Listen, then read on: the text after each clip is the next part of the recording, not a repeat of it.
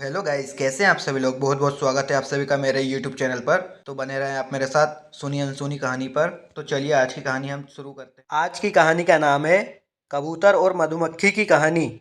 एक समय की बात है, एक जंगल में नदी किनारे एक पेड़ पर कबूतर रहता था। उसी जंगल में एक दिन कहीं से एक मधुमक्खी भी गुजर रही थी कि अचानक से वहाँ एक नदी में जा गिरी। उसके पंख गीले हो गए। उसने बाहर निकलने के लिए बहुत कोशिश की, लेकिन वह नहीं निकल सकी। जब उसे लगा कि वह अब मर जाएगी तो उसने मदद के लिए चिल्लाना शुरू कर दिया।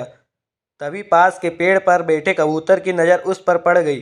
कबूतर ने उसकी मदद करने के लिए तुरंत पेड़ से उड़ान भर ली। कबूतर ने मधुमक्खी को बचाने के लिए एक तरकीब सोची।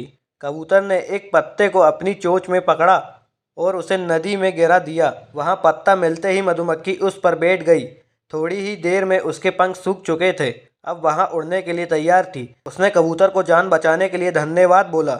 उसके बाद मधुमक्खी वहाँ से उड़कर चली गई। इस बात को कई दिन बीत चुके थे। एक दिन वही कबूतर गहरी नदी में सो रहा था और तभी एक लड़का उस पर गुलेल से निशाना लगा रहा था।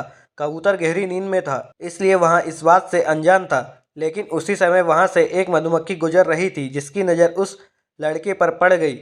वहाँ वही मधुमक्खी थी जिसकी कबूतर ने जान बचाई थी। मधुमक्खी तुरंत लड़के की ओर उड़ गई और उसने जाकर सीधे लड़के के हाथ पर डंक मार दिया। मधुमक्खी के काटते ही लड़का तेजी से चिल्ला पड़ा। उसके हाथ से गुलेल दूर जाकर गिरी। लड़के के चिल्लाने की आवाज़ सुनकर कबूतर की नींद खुल गई। वहाँ मधुमक्खी के कारण सुरक्षित बच गया था।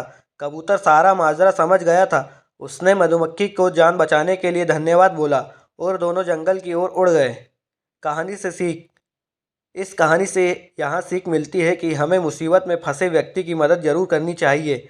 इससे हमें भविष्य में इसके अच्छे परिणाम ज़रूर मिलते हैं।